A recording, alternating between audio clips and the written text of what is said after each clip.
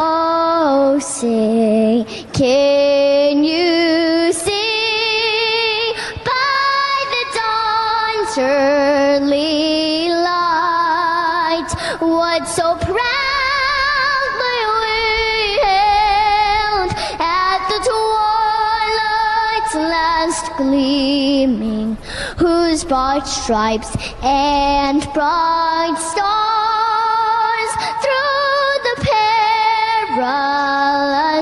fight o'er the ramparts we watched were so gallantly streaming, and the rockets rang the bombs bursting in air gave proof through the night that our flag was still there. Oh, say does that star-spangled banner wave o'er the land of the free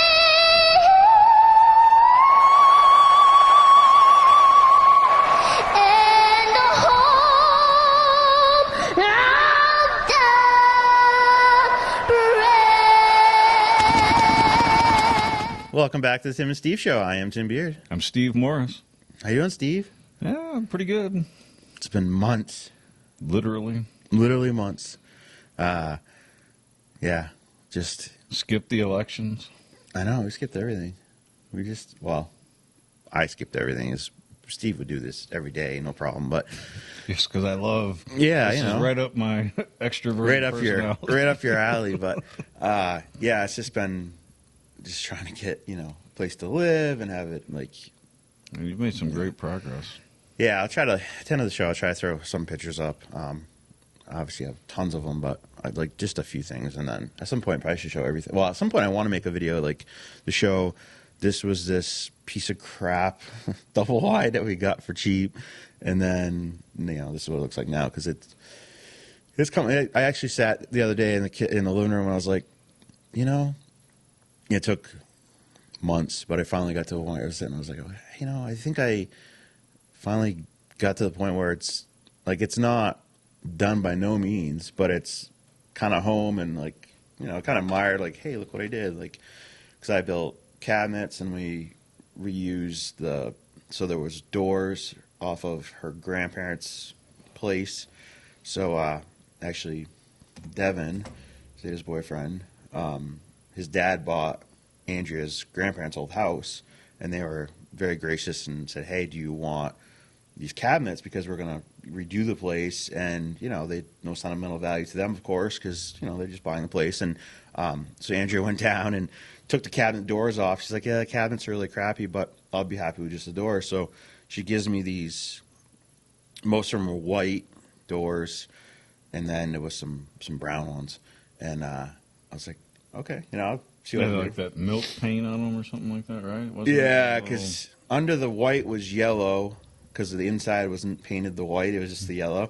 And so, like some people would use like paint stripper, and I just wanted to sand them down. I don't because depending on the wood and it's old, you put paint stripper on, you could screw it up, and but sanding, it's harder to screw it up because you physically doing it. There's no chemicals involved, and I don't really care for like paint strippers and stuff anyways. I don't care for all those chemicals. And so I was like, no, I'll sand them. So the first two doors I took. Wait a second. You're not all about chemicals, Mountain Dew guy?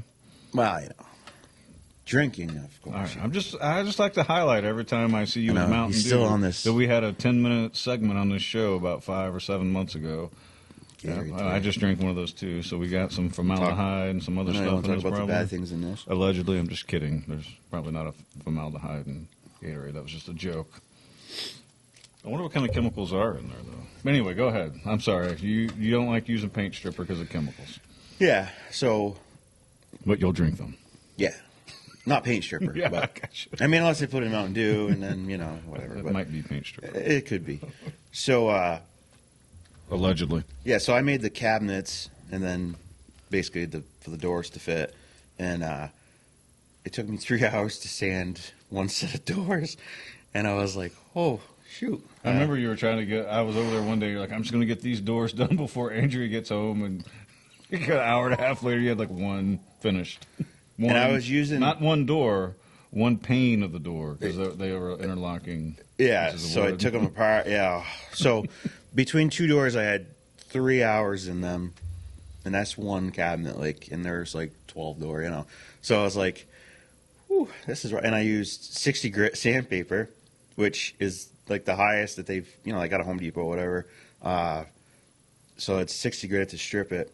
The white the white wouldn't come off. The yellow weren't bad. You go the other side, it wasn't bad. But once you got through the white, then you get through into the yellow, and then the brown doors actually weren't as bad as I thought. They were stained, and I didn't know how stain soaks into the wood. It's different. Right. Obviously, the paint sits on the surface, hardens. So, and he was like, "Well, I kind of want to keep it that, or we could just keep it that color." And I'm like, it's darker brown. It doesn't really fit with everything. with everything in the house. So I was like, let me sand it, see what it looks like. And it actually came out really, really good. So yeah, I made all the cabinets. I'm not a cabinet maker. I'm not a finish guy. I'm getting better, and I'm trying. Yeah, I'm getting better. So I post pictures, and lots of people are hey, thank you for sharing, because it's so cool to see the progression. And in my mind, I'm like, yes, it is, and I do it, and I like to do it because I can look back too, right, and see. But I know there's people out there judging you. Oh yeah, I can't see. I don't. That's why I don't even feel comfortable doing this show, because I would just be like, the one person that disagrees with everything I say, judging me, even though I shouldn't care, it just bothers me. my first. My first cabinet, I messed it up, but I was too I was practically done with it, and I'm only one, by the way. Only one. I learned after that not to do what I did the first time, and because Andrew's like, "What did you do there?" Because the front is 1 inch on this side, an inch and a half, whatever. So when I boxed it together, I overlapped. So it should have been the side should have been either on the inside or the outside of the top and bottom. But that one I did, one was on the outside, one was on the inside. So it wasn't perfectly square. And I'm like, dude, this thing is literally all together. And I'm like, it's got the nail. No, I'm not going to do it. So I was like, screw it. And I just put a piece on it. And I mean, no one really is going to notice. No one really.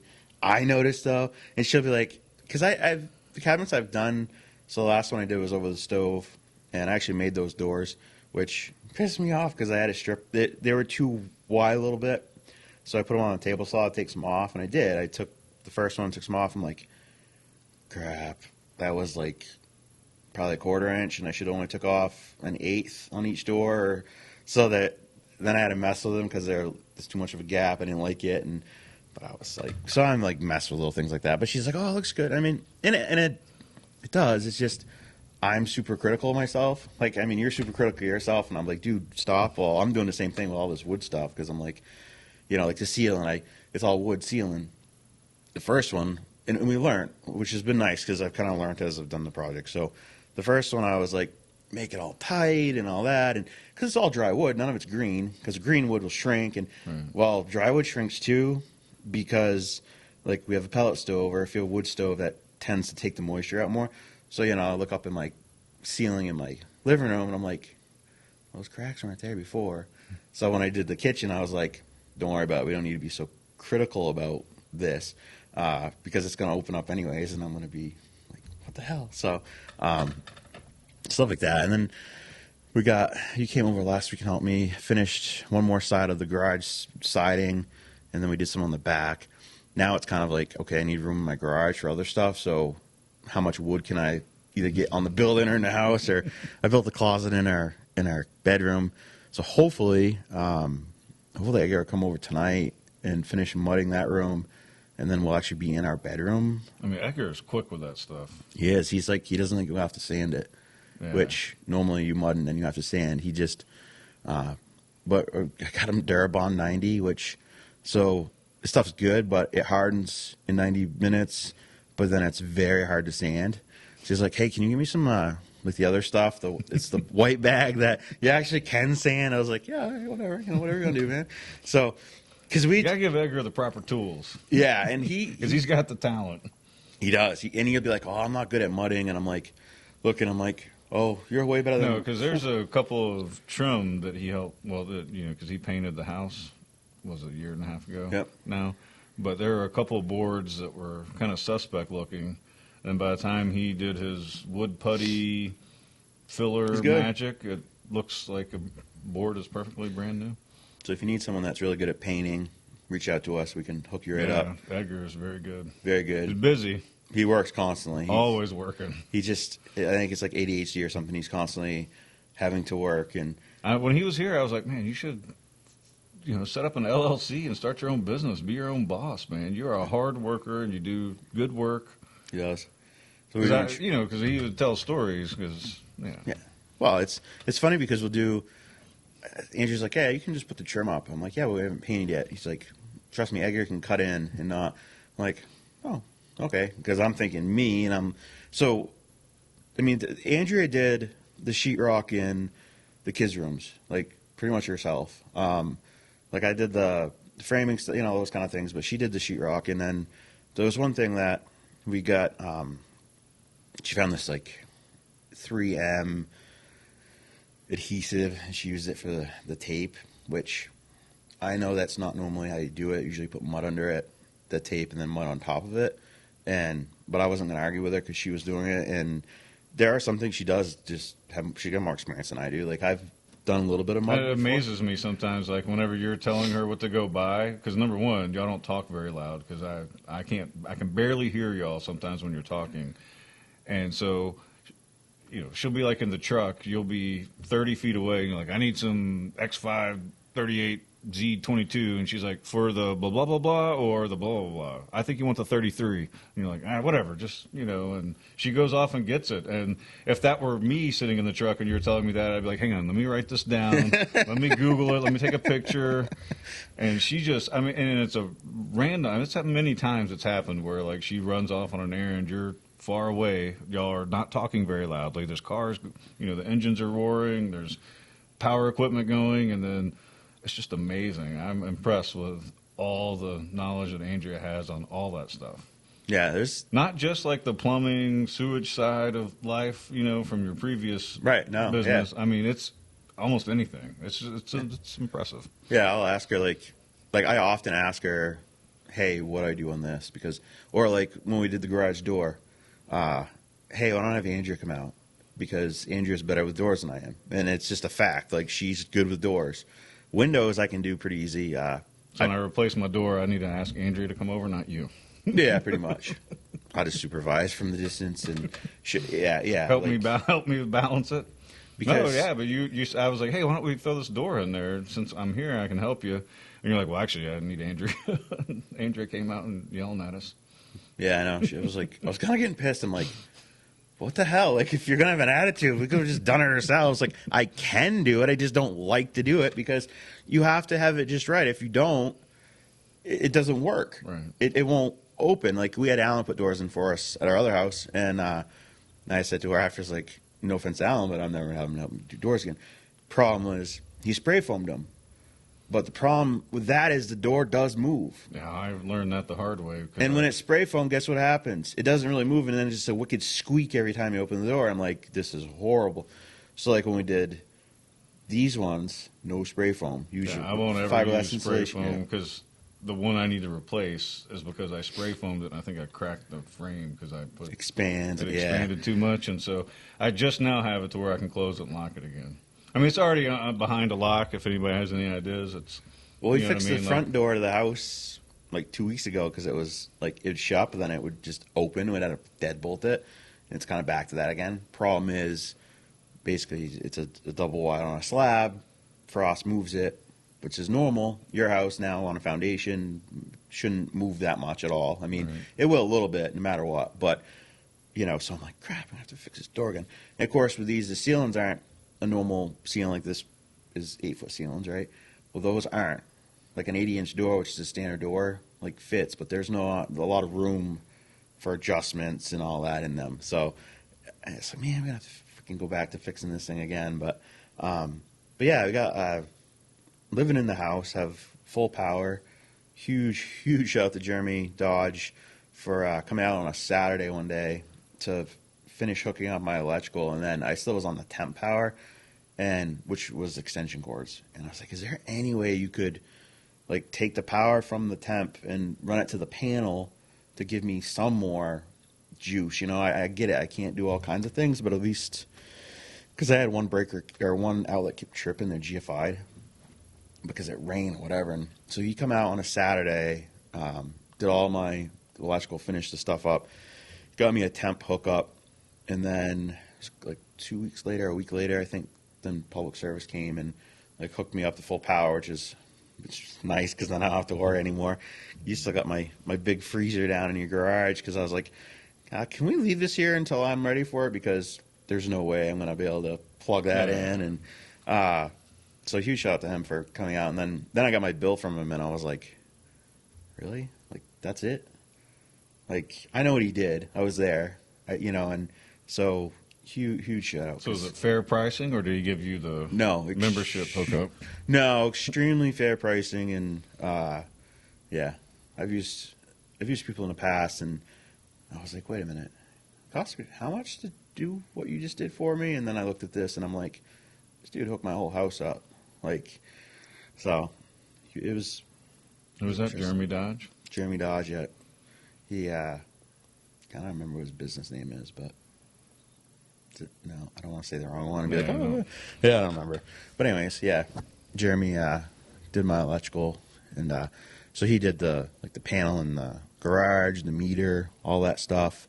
He ran my wire to my panel in my house, and I mean, I did the other minor electrical stuff, but he did all the stuff that there's no way in hell I'm touching it because I'm not an electrician, and I'm like, I know stuff, like I can hook things up or whatever, but this is way different. These are big wires, and he knows what he's doing, and so huge shout out to him for coming in, and like I said, especially on a Saturday. And he had to run out for something. I think he had like a little emergency or something. I'm like, no.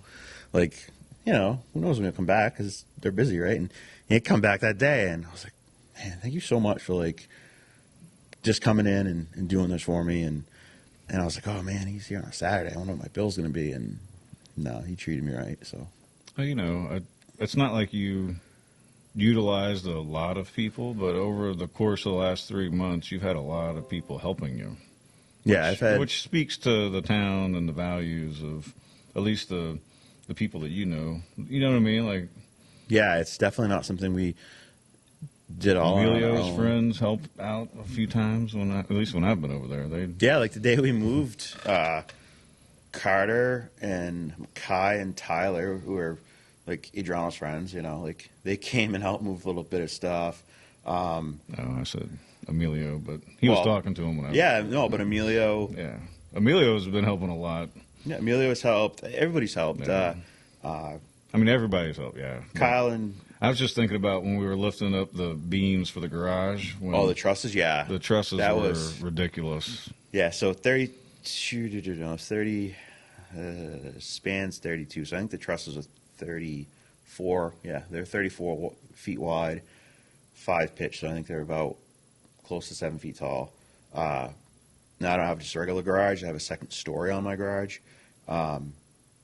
So you would have to hire like a crane guy to lift them, and it's like $250 an hour, and blah blah blah blah. And I'm like, I just don't have time for this. Like, I got to do it, right? We got a good pulley system going. We did. So then I talked to a friend of mine. I'm like, hey, I think you come out with your log trucks. I mean, literally all you do is if you can just get them up there, we can move them. They move all right. But then I was like, I just don't have time for this. So there was a Saturday back in I think November. So me, you, Kyle. Was it Kyle? No, Kyle. It wasn't Kyle, was it? No, it wasn't Kyle. Alan. Was Uncle Billy Uncle there? Billy helped towards the end. Towards Because the him and end. Uncle Fred are moving stuff for us. Fred was there, her brother, helped for a while. And Emilio, I'm trying to think. Adriano was there. Adriano was there, he helped. But anyways, there was 17 of them, I think. I think there was...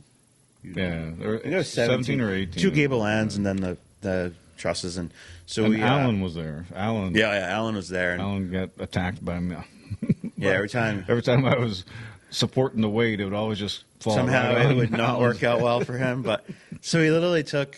So I took my loader, which could lift it up the first story, but that's it. Then we'd have to take. We had 2 ropes, and we just pull them up, manhandle and pull them up the side of the building and got them up top, and we got them all up and set during that day. And then, I put block and different things in there so they didn't Blow move away. because I was worried because I think the next day it was really windy. Yeah. And that was a day I think we had. That was the day we had the first school budget thing or something we did on that Sunday or something. Yeah, we did because we stayed till like it was past dark. Yeah, it was dark when we left there, and then because I was like, I can't do anything, till Monday, so we gotta. And then it was windy the next day, and I was just praying like, please stay on there, and they did. Luckily, nothing moved, and then I went and it's like we set them up there, but I mean we put blocking in and stuff, but I went and I spent another day and a half just like myself moving them and making them straight and where they had to go, and then I did Amelia helped me do the plywood on the roof, but it's heights don't like I don't like heights per se, but like here, some of the 2 stories doesn't really bother me, but when I did the metal on the roof, I was not liking that at all because here you are standing on metal roof on the edge, 20 feet up in the air, like. I'm like, this isn't fun. And so we got that all on there. And then actually during this big storm we had a couple weeks ago, I remember we had like a 60-mile-per-hour winds and that real nasty storm. So like 1:30 in the morning, I'm hearing this weird noise in my house, and I'm not sure what it is. I get up, I turn the light on outside, and I just can't figure it out. Well, about 6:15 in the morning, I get up, and I was like, I gotta go outside and see what's going on. Well, some of the metal on my roof of my house, to save money, I'd already had some metal, but it was like 3 feet longer than it needed to be, or 2 feet, something like that, but pretty significant. Well, I had not had a chance to cut it off because I've been busy with a lot of stuff. And the wind always comes across to the front of the house, always. The clouds, everything, it always goes that way. Well, that storm all came the other direction.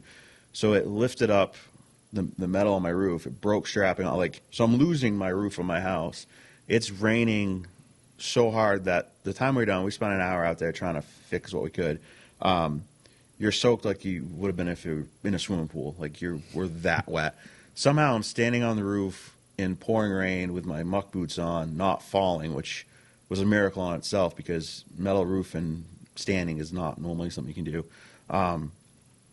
We were like this close to saving, and then one gust come up, almost took me off the roof.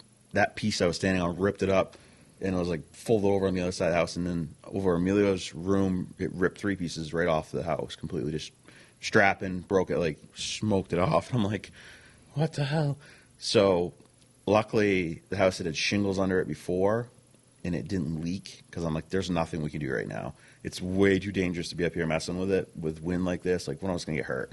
No, it's not worth it. So I left it for that day. The next day, I think it was the next day, Alan came over, and because we were going to do it. Yeah, we were going to do it the day after. Yeah, we were going to do it on Saturday. So maybe it was later that day. I think it was actually later that day when the Yeah, because you had texted me and said, hey, can you come over tomorrow? Yeah. And then you texted me like 4 hours later, like, never mind, Alan. Yeah, because I was like, yes, thank you, Alan, because it was kind of the temperature drop. Yeah, because Saturday it was going to be 10 degrees, and it would have been miserable. So Alan's there, and it was kind of nice. It was like 45, and the sun kind of come out for a minute, and I'm like, well, do you want to just tackle this now? And because I got some metal on my roof that's still there, that's got like holes in it from things slapping each other, and so he went up with me, and like he had some like zip tape flashing seal stuff. He said this stuff either works great and it never leak, or it just don't work at all. So I was like, all right, well, whatever, try it, right? So we're actually able to reuse all the roofing there. I just had to get a new cap, which I had luckily had, and luckily I did actually have more metal that would have worked for it. But we got it fixed. But it was funny because it wasn't raining at that time. Then Amelia come up and helped towards the end, and I fell once almost off the roof, and then the second time I fell, didn't almost fall off the roof. I just fell, and I was like, you know what, I'm done. Like, it hurt. It just doesn't feel good falling down. And you guys can finish this off. I want to go do something else. It's not as dangerous. No, That's the only thing that's happened that's been like, yeah, near. bad, not like, oh crap, just, Well, I did get a recording. Maybe we can put it on one of the future shows at the end of you getting the mini excavator stuck. yeah. And I got a video of you getting it out. We I think I got the whole thing. we had so when I put my septic tank in, it was that day, wasn't it? Yeah, we just put it in, I think. So Yeah, because you were going around to fill it in. yeah, I was filling it in and then got too close, Sunk, and then yeah. I got sunk in, and then it's probably the worst I've ever got the excavator, because I was like, I don't know how I'm gonna get it out of here. So we ended up having to use the loader to like get it out, and yeah, so I got stuck there. And then there was a time where, once again, this has happened many times recently. I don't know why my luck's been this way, but Doug Ring had to come rescue me. So the 1-ton dump truck that I've been driving, because the Mini Cooper needs to be fixed, so I've had it for Again. I've had it for months now. My brother's let me use it, and so I got it stuck up at my house out by my garden. And I mean, like, stuck on, like, oh, I can't get it out. Well, prior to that, I got the loader, like, buried. And it's a good sized loader. And I'm like, that's not good. I don't know how I'm going to get that one out. Like, probably in good 3.5 feet of mud. And I'm like, that's bad. And I had someone come in. Did you get any video of that? I don't think I did give See, video. that's interesting. Like, to actually, if we had like video playing behind us right now, the audience would probably be more enthralled with our stories. But you got to visualize it. I think I got a picture, though. You got to visualize the dump truck, Yeah, dump truck stuck in the garden. the loader In the garden. buried. Loader's buried where the old well was, and it was buried. So I called Doug Ring, because I'm like, Doug Ring that ran for selectman last. yeah, spring. yeah, does towing and stuff. And I'm like, so you around? He comes right up, and he's able to pull the dump truck out pretty easy.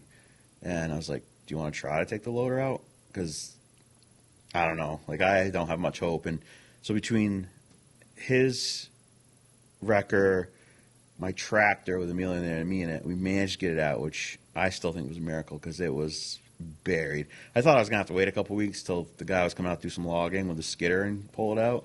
But he got it out. I was like, Doug, I'm impressed. Like, we got it out. And then one of these last storms, well, same storm it happened, but I had to call Doug because I'm at my parents' and got stuck off the side of the driveway. And my brother come up to help pull me out, but that got me up against a stump, which put a bigger dent now in the side of my truck. And there was that storm that as soon as you, like, put tires on it, like, turned to ice. Like, it was just wet crap. It was the same storm that the next day you got. Yeah. You followed that. Followed that right up with, so Doug gets me out. I'm there for like a couple hours though, because Doug was in like Allstead pulling out FedEx and UPS truck. So he gets up there and he gets me out pretty quick, and then he gets stuck himself. He's got some little tricks with his wrecker. He gets out of there, and I said, I'm headed home. I'm like, done. So we're in next day, it was Saturday, we're in town. I'm like, let's just go up and we'll see if Steve needs to be plowed. And so I come up and I get 3/4 of the way up your driveway, and just like as I hit the bank, I kind of back up to get speed to hit it because it was heavy. It pushed the truck over and then over the side, and I'm like, you gotta be kidding me! Like, there's no getting out of this one. If I would have had my cell phone, we'd have pictures of that. I know, like, But there's that, that's the spot that I know. Joe Branch is. I know, and I talked to Bert last night after the forum thing, and he's like, yeah, Steve tell you got stuck there? I'm like, no. And it's like, yeah, no, actually you did, because you had a big tractor. You're just able to drive down, turn around, come back up. So I called Doug, and he's like, I'm actually on my way to, I think, Grantham, pull a car out of a house or something like that. And I was like, oh, no. Okay, so then I call Tommy Windler up at 24/7 Towing, who I've known my whole entire life. And I was like, hey, I'll see what he's up to. And he's like, yeah, I can come out, but I just want to make sure, you don't think I'll get stuck to you, because then it would be twice as expensive if I'm having to pay someone to pull him out. And I'm like, let me get back to you, because I was like, I don't know. If there's only somebody who's faithful and shows up at always well, not always. He shows up at some inopportune times too, but Ring, ring. Alan to the rescue. I call him like, hey, because I just saw him at like McDonald's, and I was like, hey, your winch work on that truck? You know, it looks cool, right? Nice winch and all that. He's like, yeah. Because with Alan, you never know. Yeah. I mean, yeah, it doesn't work. Like, he went to pull me out one other time on Herd Road when I was stuck, and, oh, yeah, that winch don't work. It was, like, on the back or something. I'm like, why the hell do you have a winch that don't work? So he comes up, and honestly, this is the most impressed I've ever been with Alan. And he's done a lot of stuff for us, but, I mean, he's kind of, like, goofy. I don't know. He's like me with information. He knows a lot. But, getting it But like to produce, to manifest to something productive, tends to get lost sometimes in the process. But so he comes out and he's got a full size Ford truck, you know, with nice tires. I mean, his truck looks nice. It's a good work. I like his truck. Yeah, his truck's I like it too. I like it's nice. He's got those drawers in the back. Yeah, like it's nice. So he comes up and he's gonna try to winch me out. And luckily, one of the trees down there, I was like, do you have a block and tackle or whatever to do this, right? Because you know, you guys should know, you're in the Army, like 2 guys can pull a full size tank out. You just gotta do all this holy stuff. I did not learn those skills. He must have learned a little bit because he was did working good. it. He turned it around 180 degrees, pulled it up backwards, and then had you going. It took like 2 hours. Yeah, it took him a while. I mean, we'd get it up, and then either the front or the back, something would happen. It would slide because we didn't have quite enough. Like if that tree was 5 feet. My driveway has a bit of a slope on both sides as you traverse up it, so it goes from flat to having drop-offs on both sides. Not like drop-offs to your death, just drop-offs to that's not coming out till spring, you know? Unless you have one of those gigantic, like I looked down at the end of the driveway and it was Bert because he does my neighbors or whatever, and so I think he just wanted to, part of it was, check on me, be nice, neighborly, I guess, since he was in the area, and then the other part was just so I could see his tractor with wheels as tall as me. Those ones got 4 wheels right on the back. But when the same, because it's kind of a curve right there, that same curve, that big, gigantic beast of a tractor did the exact same thing your truck did. And then he lowered the bucket. He sat there for about like 60 seconds, and I was like, what's he going to do with this? And he looked, I could see him looking around, assessing, and then he just drove right down. He was like, well, there's a fence over there, but I hope his garden doesn't expand out here because I'm destroying this. And he just rolled right through, which you had thought about trying, but it was just a little too deep right there, I think. It was, this was like 2 times. I was like, oh, man, like my poor truck that's been through hell. Like my truck is, like the bed's junk on it now, basically the right side. Luckily, it's been the right side. It's pretty much all caved in now. And it didn't hit the tree, though, did it? Like nope, not here. With Alan, it just kind of came near it, and like... I was impressed with Alan. That I was very snatch impressed. Block that he snatch was, block. That's what flipping it around. And he just one time something broke and thought we were chain or almost something. Killed both of us, or all 3 of us. And then your wife's like, "Oh, there's a chain down here. You guys must have forgot." I'm like, "I didn't only forgot. That was the one that went flying that direction." But luckily, we're all alive. But yeah, he got it out and. I told him, I was like, that's the most impressive I've ever been with you, Alan. Like, that was a rough day. And then my uncle's like, hey, you got to come plow with your grandparents. I was like, listen, here's the thing, okay? I spent 5 hours off the freaking road driveways in the last 24 hours. Like, no. Nothing to show for it but a banged up truck. Yeah. Which it's weird, though, because I don't know. You've said it a couple times, but you've mentioned about time to get a new truck, and then you told me the other day like it wouldn't start. I was like, well, you totally manifested that. Did you get that figured out? Yeah. So Andrea goes to an appointment. She's back at like noon. She had the truck, and I was doing some electrical up in the apartment, above the garage, and so I was like, I really need I needed a light switch, and there's out light switches. So I go down to the Valleys, and it was 2:00. So it only been 2 hours. I went out and just like click. I'm like, what the hell? So I decided, like, you didn't leave a light on or anything, right? Like maybe, but 2 hours still don't drain the battery that low. So I don't know. So I put the charger on it. Click. What the hell? Like, this doesn't make sense. So Corey's like, I think I need to borrow that charger for the old green Jeep. Yeah, that's fine. I got 2 of them. Oh, I thought you did. So I don't know. I clicks, and Corey's like, maybe the alternator is junk, So luckily, she had enough battery to get here, but then when she got here, that was the end of it. And I was like, okay.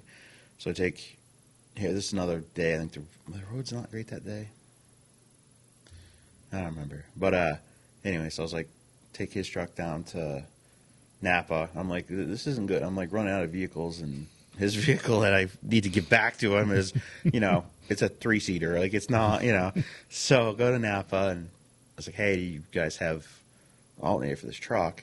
And shockingly, it had both, like a standard alternator and an alternator that does more amps for like plowing or whatever. So I was like, I'll take the little more expensive one, just because, You plow. I do plow. You try. You've tried to plow. Try to plow. This year has not been great at all. So we get back to the house, and I don't remember what I called Corey for some reason. He's like, I don't know, man, now about the alternator thing. He's like, I'm heading over. So he looks at it. He's like, I think it's a starter. And I'm like, all right. So we go down to Napa, I return the alternator. They had a starter in stock, which the starter was original, and my truck's almost at 200,000 now. So I'm like, it's time. It's time for one, So we get a starter, and because he's like, well, I got to go get Kennedy soon. I'm like, you got time. Like, just, you took it out. Let's just put it back in, So he gets up there. We put the new starter in. Click, click. And I'm like, what the F is going on? Because this is, like, what the hell? Like, the truck was fine, and then all of a sudden, toast. So there was kind of a weird, like, little sulfury smell, which usually that's the only we get that through a battery, And so we took the battery out. He's like, it looks a little puffed out on the side a little bit, And I mean, the battery's from 2018, so it's not extremely old. I mean, the truck's 16, so at some point I had to replace it, not far into owning it. But he's like, you have any other batteries? I'm like, and we just moved, and my garage is still, I don't know where anything is. Like, so I went in there and I found a battery that was similar, brought it out. And he's like, is this battery good? I'm like, dude, I don't know. It's a battery. I have no clue where it came from. I had no clue. So put it in the truck, put the charger on it, click, click.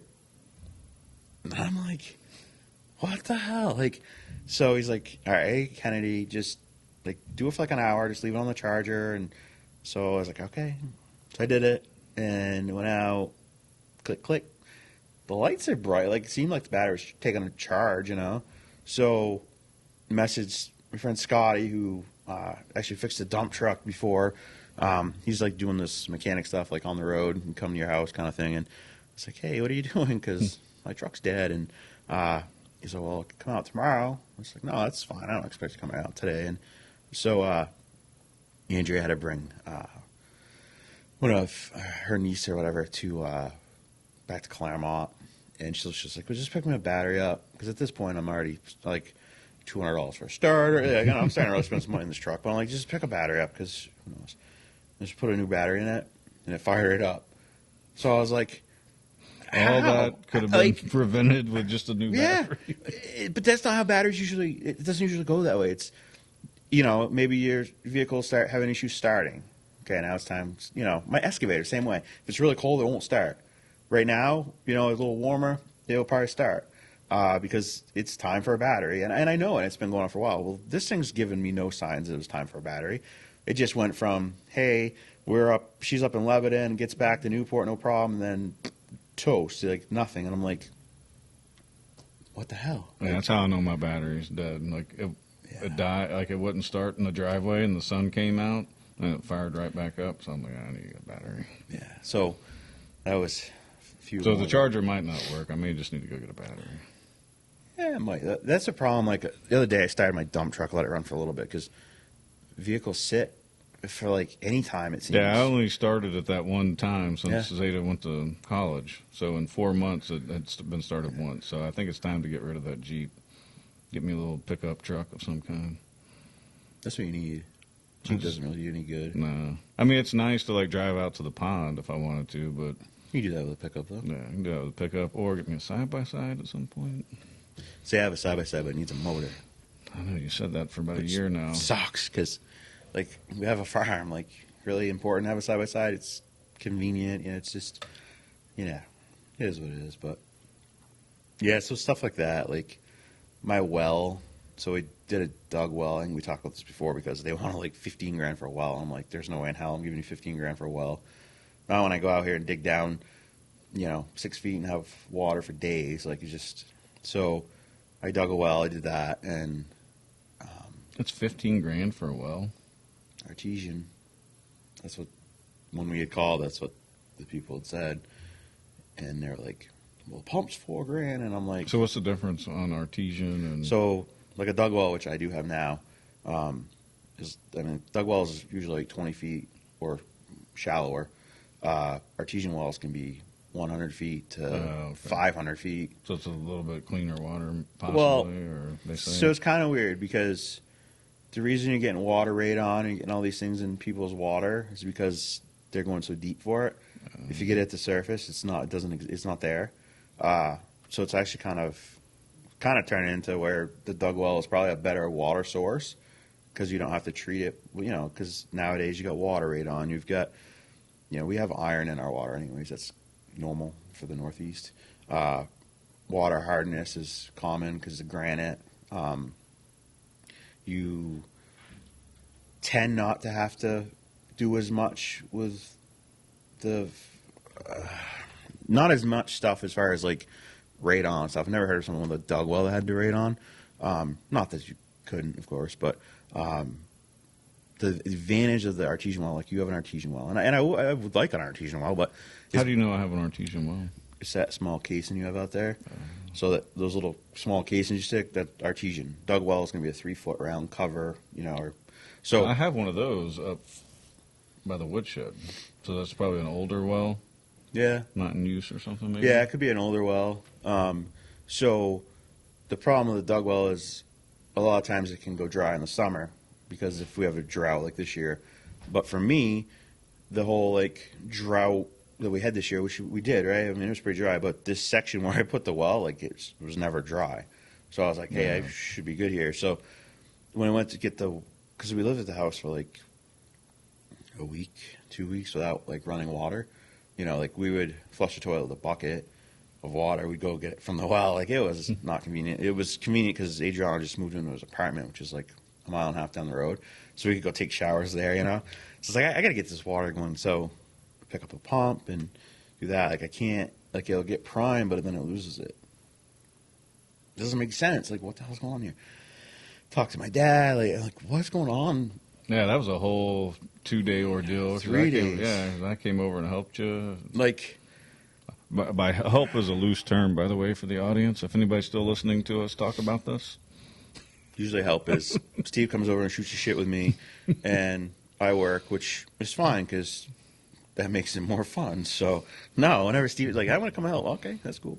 I mean, I do some things, but I just don't know it. I'm in the learning phase. Like, I mean, because I don't want to be responsible for your whole roof coming in catty cornered. You know what I mean? Like, I'll pull, I'll carry things. We'll talk about another story after. It's not bad about Steve, but so I can't get prime. Like I get prime, then I lose it, and I spend all this time. I'm like, what the hell? Like I call my buddy. Yeah, you buried everything like 6 feet deep. I mean, everything. Yeah, everything is, and so I don't know. So I call a buddy of mine that's been in the water business for 30 years, and I'm like, hey, he's like, hey, let me call my guy that works for me because he's done the well end of things for years, and he's like, it's either too far, you can't pull prime, or there's a hole in the line, or it's got to be one of those two things. So you could do a deep well pump, which a deep well pump is there's two lines. One basically pushes water back, which helps force the water up. And he's like, those are even harder to prime. And I'm like, well, if I do that, I'm going to have to dig this up again and put a second line in because I didn't put a second line in. So I'm like, nope, that's not an option. The other option is to throw an artesian well pump in the well, which at that point was 100% like, oh, that's what I'm going to do because I'm not, So I pressure test the line. Because it's also very cold, and it's been a very mild winter, other than our couple days. But this is December. Yeah, so I mean it's cold. Yeah, this is second week of December. Everything's kind of frozen. The ground's frozen. Yeah, it's not fun at all, and so at first, I thought maybe the foot valve was junk, even though it was brand new. So the foot valve keeps the water from draining back into the well. So when the pump turns back on, it's got prime. So the day before, so that Monday is when I started all this fun stuff and failed. It just wouldn't work. Tuesday, I went out, changed the check valve, which I had to pump the well down to get into the well, which took quite a while. Like I said, this is a wet spot. Like, hey, this is great. We have water. Frozen now. Yeah, it's cold. It's, changed it out. There's nothing wrong with it. So Wednesday, I sent Andrea to Home Depot, like, just get an artesian well pump. Like, yeah, it's a cheaper one. I don't care. I just need water. And I need line now to run electrical from there all the way to the freaking house, too. So she gets that stuff. And then I pressure test the line, and I'm like, you can see bubbles in the well. So, okay, so I get down to that level. Well, come to find out, it was right where I went through the well was broke. Or, I mean, not broke. I had a hole in it or whatever, because pissing the air out when I was really putting the air to it. So, like, oh, maybe that's it. That could do it. I fixed that and get it back together. Bury that hole back in because it's cold, so I can't have it freezing. Go back. I said I'm gonna try it again. Because if I don't have to put an artesian well pump in here, like, this is the way to do it. Go in the house, pulls water for a minute. Same thing. It's like, just loses its prime. I'm like, well, what the? It's got to be too far. So at that point, I was like, you know what, tomorrow. But then I'm like, after about a half hour, I'm like, shit, I can't do it tomorrow. If I do it tomorrow, I have to pump the well down a third freaking time. So I go out there, and in the meantime, it's maybe been an hour, and this is 8 o'clock at night at this point. I got the excavator out there with the light going and stuff, and so it had come back up a little bit already. So I was like, I threw the pump in there, and so 11:45 that night, I finally finished. The artesian well pump was in there. I just ran the line across the ground for now into the house, and like, boom, have water. And so I got a filter and stuff in my house, and we don't drink it because I need to test it. Like, I don't think there's anything wrong with it, but I'm still going to test it before I drink it. Like, if you want to use a coffee, that's fine. It gets hot, or like, we brush our teeth with it. But the other thing I've had issues with is at one point the water got really dirty, even through the filter. And I'm like, what the hell? Like, this doesn't make sense. So in my mind, I'm like, so I sent Amelia down the well. He takes a cup of water, brings it up to me, and it's like cloudy, as in, like, it's not like this, take a bottle of water. It's got like a cloud in it. Like hot water when you pour it? Yeah. It's like that, which is clean water. It's just, But it has a, like, cloudiness. Yeah, a little cloudiness to it. So I got 2 cups, and the one on the left, which actually, if I check, I probably can throw this up on the end of the show, but the one on the left is from, like, my filtered water, and it's like, that's dirty. Like, so we were brushing our teeth with the water, like, okay, stop brushing your teeth with the water, because it's gross again. So I asked my dad, because I'm thinking, great, I've got another hole in that line somewhere, and it's pulling sand in, and he's like, nah, I don't think so. I think it's just infiltration of water coming into the well because we keep getting rain, right? And it's, it's dirt around the well. It's not grass or anything. And the fabric that I put is down by the stone towards the bottom of the well. So he's like, I think that's it. So I was like, all right, well, I mean, that's good because I'm not going to go dig the line up, because I was thinking I'm going to have to go dig this whole 350-foot line up in the middle of the winter. And so now and he's right, because now my water today, like, is nice and clear. So you're using the artesian well still? No, I'm using a dug well. I don't have an artesian well. No, but you're using an artesian well pump? Yes. I thought you fixed the line. I thought you found the hole. Yeah, it didn't fit. So I'm hearing part of the story is new to me then. So the problem was the run was still too far, I guess. Oh, so it's just too far. It's just too far. A deep well pump probably would have worked, but I didn't. Like I said, I didn't do that. So I just said it's easier to push water anyways. So yeah, I stuck an artesian well pump in the well, and then obviously the spring, I'll run conduit, put the wire in where it goes. And the other thing I want to do, and I feel like an idiot, and I'm pissed at myself. I'm still mad at myself because, so we have 2 wells. One well is like just for the animals. Basically, I took a 2-foot culvert, stuck deep down in the ground, because that at one point was the wettest area of the property, because my first well I had for the animals, which was kind of more like what I have now for our house, got dry one year, and I'm like, oh, crap, like, I need water for my animals. So I dug this one, and I had wished over the fall when I put the line in for the well, I should have put pecks down in the line to run to the barn, and then they have these tall standpipes. They go down in the ground so you can have water down there year round and it won't freeze, because then it would have been just so easy to water the animals. Now to water the animals, you just go out to the well and, you should just put the bucket in the top of the well, in the animal well, obviously, not the. So I have two wells, Right. but yeah. So One for apparently the barn, one for the house. yeah, and apparently it's too far to run, that line and do it that way. So I had to do the artesian well deal, which worked. So that's all that matters. So I've got water. I've got. So where are you going to get your water tested? Is there somewhere you can go? Or Yeah, you you gotta send can. it in? Yeah, you can send it to. I think it's a state, or I think it's just free. They'll test. Like I tested it for like the iron and all those things, because you just get it. I used to have a professional test kit. I used to test water, but same thing. You can only test iron, manganese, hardness, pH, that kind of stuff. Like bacteria, which is if it has bacteria, then you need to have a UV system, which would kill any bacteria, so you could drink your water. I just want to test it. I don't like my animals drink water from a well like really close, and I mean they say like I know with horses won't drink bad water, and I was told cows are similar, but I don't know. I believe it, because there's days where JJ will spit a treat out and he'll eat the next one. It's almost like he knows something's Something's off in not it. right with it. He won't drink the water. You put in fresh water. I mean, it also could be because there's debris in there or whatever. But Right. he's picky with his water and his treats. That's I mean it's so I think the fix would be I for love the animals. yeah. I think Sidetracked over here. the way I want to I got to make it about me, Tim. Well, no, you're talking about you too. I just so the well. I think what I need to do is fix it. I'm going to put more landscape fabric around the well. I think I'll put some stone on it, just so that the next rains and stuff that will filter it, before it gets into my well.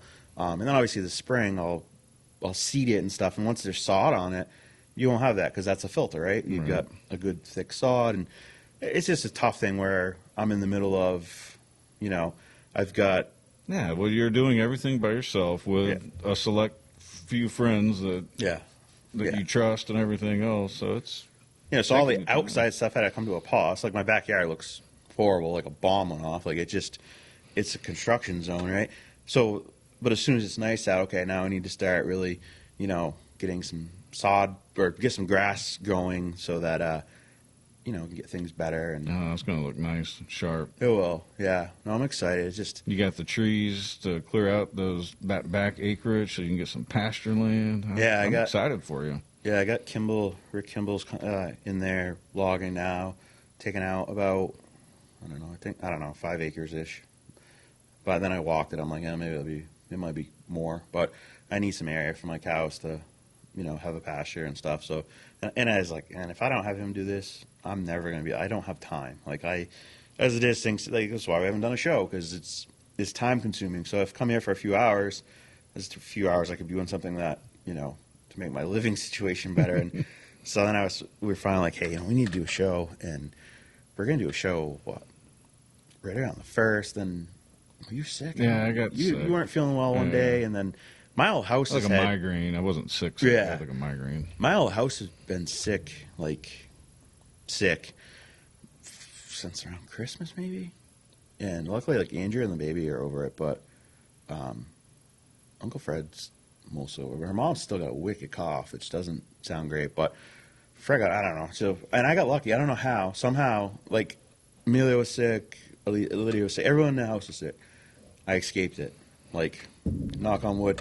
I think it was just because I was like, A, I don't have time to be sick, and B, I just was constantly doing stuff. And when you're constantly working, like your body, you just like can't give your body a chance to say. Well, you're "Hey, not okay, we're thinking sick." about it. I believe I'm like, not to try to segue, but I'm one of those guys that I got poison ivy when I was a child. A couple times. We had a lot of it in our backyard, and I was coated in that pink stuff that my parents still keep stocked in the house. You know what I'm talking about? Like Calamine lotion. Yeah, I just had it all over me, and I was so embarrassed because I think I had it on my face, and I think I had to go to school or church or something. That might have been in the summertime, but I told myself I'll never get poison ivy again. I haven't had it since. The last time I was thoroughly embarrassed, and I have poison ivy all out here. So my dad loved to tell you the poison ivy story about me, because when I was a kid, I was like sitting on a stone wall, and I had something in my hand. And my dad's like, I think that's poison ivy. And I'm like, that's not poison ivy. And I went on my arm like, that's not poison ivy. Guess what? It was poison ivy. You have a perfect And I had 3-leaf. I had freaking poison ivy. And then it seems like ever since then, like, I don't like getting near the stuff because my body seems to like I have one uncle that could pretty much roll on it and he won't get it. Now another uncle that's like me, he'll like kind of like Look at it. Yeah, look at it and get it. Or if he gets it and I look that he has it, like suddenly also I'll get it. One of those deals.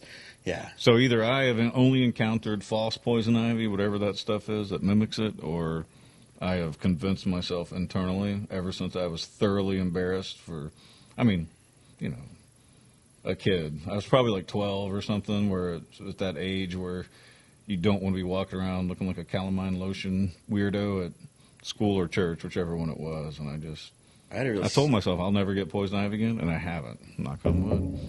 So that's great. Like I had one summer, this was quite a while ago, it had been poison sumac, which is more like a tree. Right. I had burnt some brush around in camp, and my one whole side of my face was like swollen, like it was bad, like, you know. And Michaela, my daughter, got some too. Luckily not, but you gotta be careful because if you breathe that in, like if I really was to breathe it in, like you can get it internally. It's scary stuff. And so I kind of know what that stuff looks like now too, because that whole situation happened to me, and I was like, what the hell's going on? Like it's the only thing I think of. Mango trees can do that too. Did you know that? No. Yeah, like there's a white sap that comes out of it. So like, and when I lived in Hawaii, there were mango trees before the government decided to cut them all down because they didn't want us eating fresh mangoes and avocados. Makes Literally, sense. like beautiful trees, Tim. I'm talking gigantic, Big, old school trees, and their plan is, well, let's take that away from them.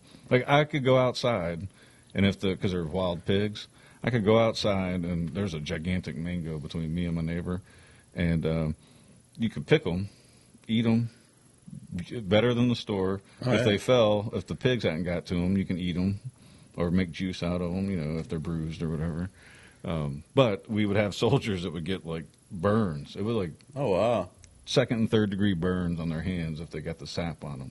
I don't know if it's only certain people, but I didn't mess around with that sap because I did not want to end up being the calamine lotion colonel. It's Colonel Calamine Lotion. So the only other story I want to tell real quick is, But anyway, just so anybody that's watching this, if you're ever like, man, Stephen has a distrust of the government, they literally cut down perfectly fine mango trees because they didn't want anybody like eating a mango that had been eaten by a pig. Instead of saying don't eat mangoes that have been eaten by a pig or like put out guidance, they're like, we'll just cut them all down. or get rid of the feral hogs that are. Yeah. Those hogs, man, they come in like packs. Oh yeah. They're Even on huge as base, shit. like they're going down in between houses. You know, those houses are like 100 and something years old. They're there before.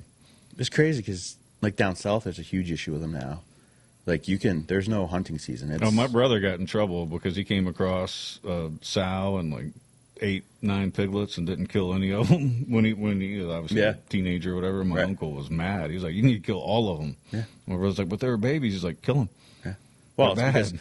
because They destroy everything. pigs can have 3 to 4 litters a year, and they usually have, upwards of a dozen. Yeah. So it doesn't take long. I'm saying 8, but if Rob if he watches this, he might correct me. It's probably more, but I always try to go on the low end when I tell a story these days because all the fact checkers out there. Don't you love fact checkers? Just so everybody knows, any good story, and I think Lance Berkman, that used to play for the Astros, he played for the Cardinals, and he was pivotal in that big comeback win they had in the World Series, I think was it Boston? Might have been somebody else, but it was. Anyway, he had always said you add, like I did this anyway, but I think he said it's 5% for effect or 10% for effect. Basically, like to make the story interesting. Right. You gotta, you gotta make it either funny at your expense or someone who's in on the joke. But most stories are kind of bland and, Some people. run of the mill. But if you add a little flair here and there and don't change the actual I know people. That, minutia, the fine end of it. I know people that add probably 75%. Well, then that's might be a liar. Yeah, that could be straight up a liar, but But anyway, 5 to 10% for effect to make it interesting for the listener is what I don't know. And then Lance Berkman backed that up one time because he's a pretty funny guy, like storyteller wise. Anyway, Right. So, that's my Houston Astros reference for the day. Back when I used to like baseball. so my last little story that it's not even about you. I'll make it about me. Don't worry, Tom. Well, it's kind of about you. No. You'll see here in a second. But so at Christmas, I made Adelina a toy box, and Nikki did just walk up the stairs. I'm text her and get in here. hey, I see. Hey, we don't talk about this. So I made The this traumatic experience of Christmas, was it Eve or day, whatever day? Yeah, you guys came over, and so I've been obviously really busy, and then I was like, for a while, I wanted to make Adelina a toy box for Christmas, and so I finally got all right, I started to work on it. I spent a whole day on it, and it was cold in the garage too. Like I had a little heater out there, but it didn't do nothing. So I was like freezing to death making this toy box, and it actually came out really, really nice. I will say that I was very proud of that. And I would say to someone I'll show you a toy box. It came out really good, and so what I hadn't had a chance to do though is put hinges on the back. Well, the hinges on the back, but not like a stop, so that it couldn't fall on her or open too far. So she wanted to get in it, keep messing around. So Nikki comes over. Well, first off, she had gotten in and out of that box 12 or 15 times since we had been there. Because I had opened it for her. Everybody had, because that's where all of her presents were. She took all of her Christmas presents. Put them in there. And put them in. So Nikki opens it for the first time and doesn't realize any of this and opens it and lets the back go. And when she does that, the whole top of the toy box goes right to the ground. And she's got this horrified look on her face, oh my God. After we had gotten the same story about how cold it was, and this is Tim's pride and joy, this is the proudest thing he's ever made. So he's told this story as the lead in. So all of us know this, meaning me and Nikki and anybody else that was listening. So, I know, I'm super proud of it. So I'm like, oh, yeah. So I thought it ripped the hinges off the back of it, which would have been worse because that would tear it out, Right. So what happened is the board I put on the back, Andrew has this finish nailer. That thing is the best thing ever. I'm glad she had that because I use it for everything now. It's amazing. But so I used finish nailer. I nailed the back on, and that's all. So that's what happened is actually ripped the back piece off, which, like I was telling her, I was like, listen, that's not a huge deal. That's an easy fix. I just pull out those nails, and then when I fix it, I put wood glue on the back, put more nails in it, and so it shouldn't come off. And then actually we picked up little piston things to open and close it. And but yeah, so and I felt she felt horrible. Don't feel horrible. She needed to feel horrible. You talked about that toy box. You gave us a tour of the toy box. You walked us around. It was like at a car show. If you would have had a spinning thing, a Lazy Susan that it would have fit on, you would have spun it around for us with a spotlight. I mean, you're very proud of that. And that's a nice looking toy box too. Yeah, it was. It's very cool. And I was telling her I fixed. It's already fixed. It's really wasn't a big deal. And but because I've been there before too. I've done had things happen before. I'm I know that feeling. We all know that feeling. We've all had this one embarrassing moment in our life, right? Where and I felt that because she was there at that point.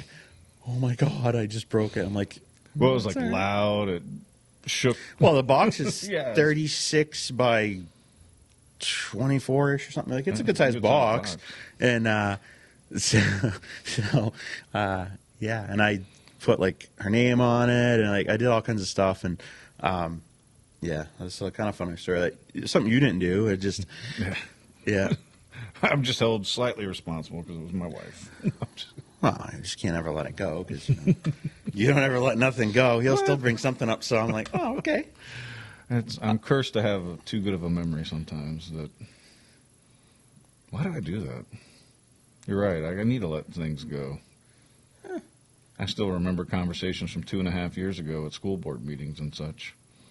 And if I don't remember it, I can always go to the tapes and play it for everybody to watch. And if you don't remember it, I always like to bring it up. So that's just what I like to do. I mean, they do no harm. It's the parents that have the issues with them. It's like, no, I got you.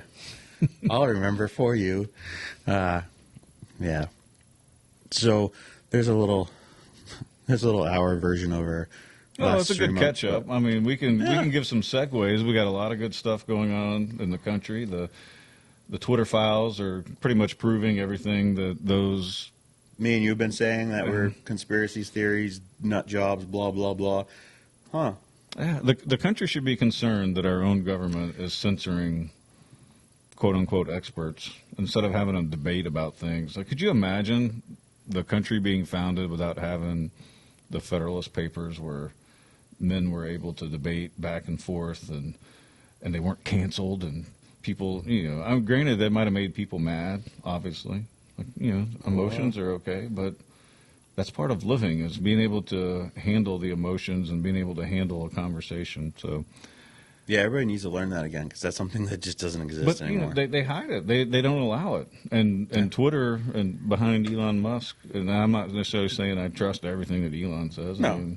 What I am trusting is the fact that all these independent reporters who have been fired over the years, because that's who he's releasing them to, or all the Substack guys, which I've said on this show before, I go to Substack for my news because these guys are putting the effort in, and they're not corporate shills. They're based on donations and subscriptions. It's not based on Pfizer donations like most news programs are brought to you by.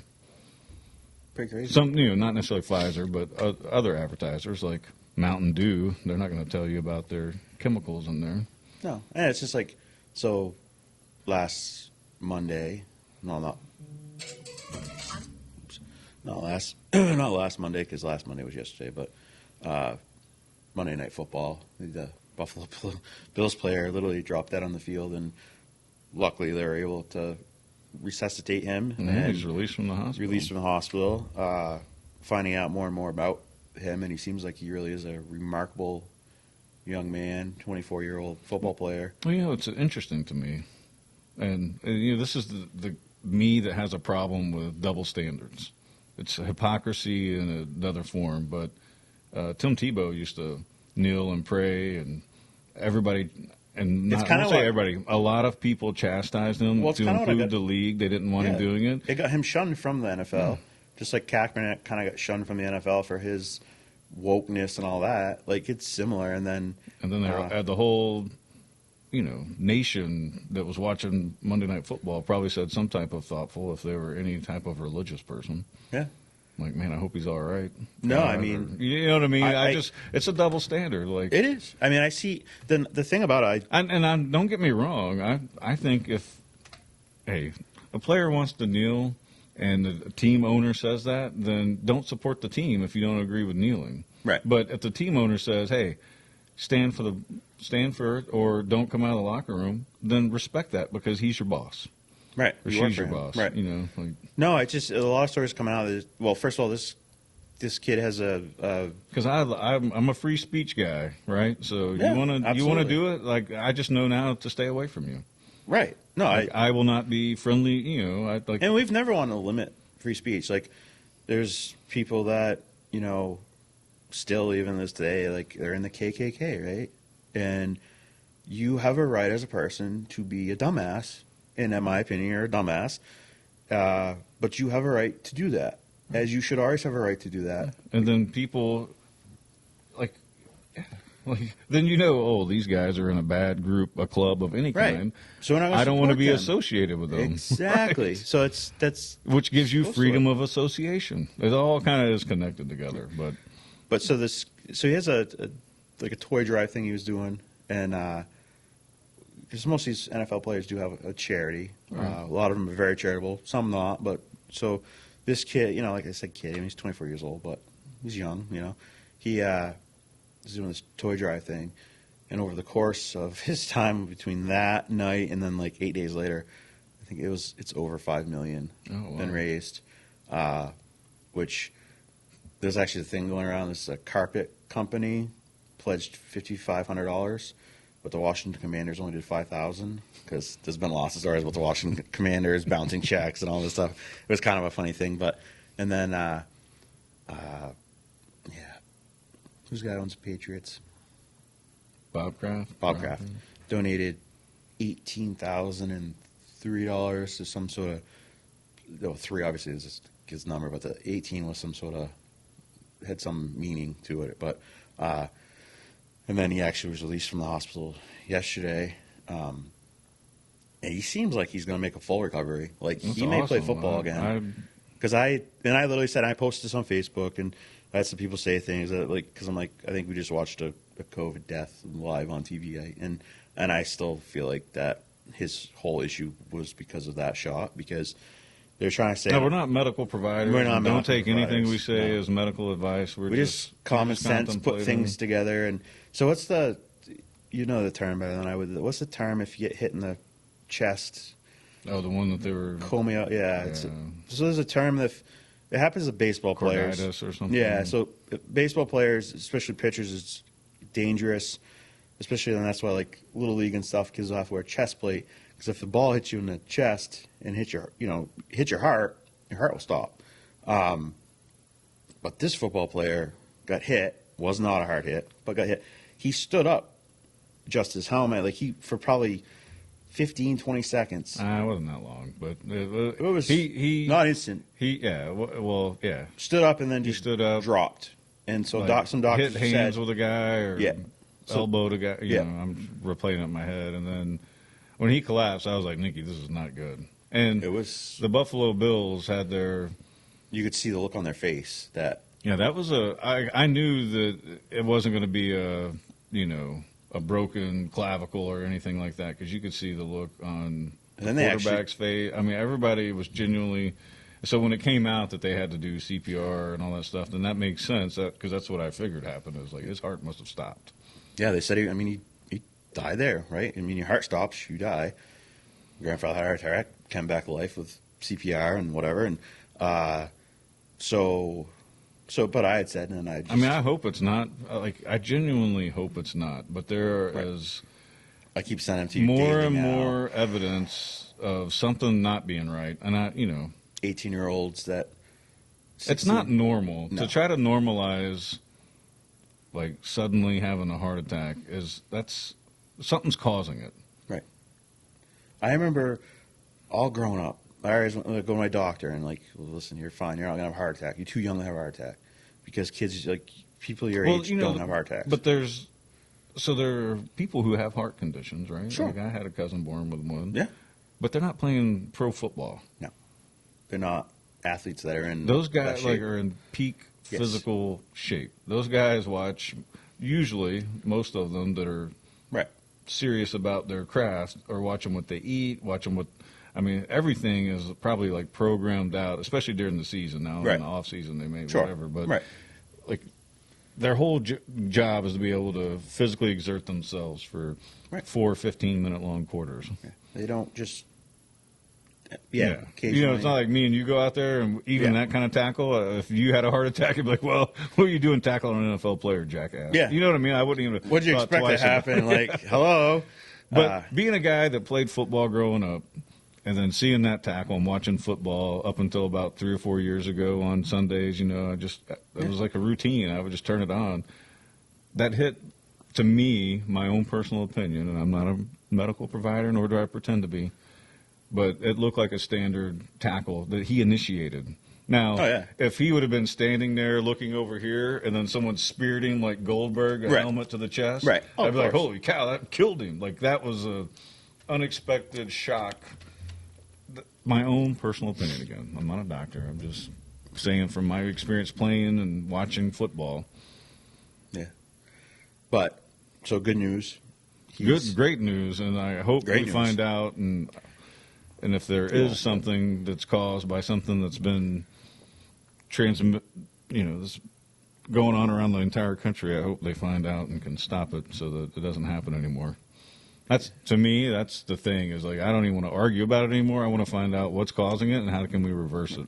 Is it reversible? Pfizer's already now admitted that this vaccine can cause blood clots. I mean, we said this from the get-go. People had said it. Are we allowed to say that on Censored. YouTube? Yeah, I don't know. I mean, probably be censored for it, but whatever. Again, we're not medical doctors, No. but you can go find all these articles out there.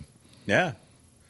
And then like Twitter releasing And all the now stuff with they're doing. Elon allowing a little bit more free speech, I mean, the allegedly. FBI was paying Twitter to censor stuff. Yeah, that should make everybody upset. By the Our way. government, our tax dollars that were, what, 30 trillion in debt or something like that? Our tax dollars was paying a private company to censor you and Not your even thoughts. a private company, our own government. Right. But Yeah, I was Twitter, paying a private yes, company. Yeah. And then had like their own special access to include allegedly the White House, to include doctors on the FDA panel, having them censored who were disagreeing with Yeah. the narrative that was being put out. Yep. An FDA advisor, like one of the top board members, was censored There's a lot of people that should be going to jail. at behest of our government. Yeah. And that's not okay. Like, it's never okay to allow the government to control the flow of information. No, that violates your First Amendment rights. And it violates anything that you're no longer, it's not a government anymore. Now you're living Communism. in tyranny or communism, both. Interesting. Yeah, it's very interesting. I've told you the story about whenever I was accepted to West Point. Oh, yeah. You said on My here. congressman. I really would like to call him up and be like, so you gave up public service. You had a conversation with me about communists, and now you're a lobbyist making more money because you have insider access. What are you doing for the people that I thought you were doing? Because I had respect for you up until about 4 years ago when I looked up and you're a lobbyist. Those words meant nothing to this 17-year-old kid.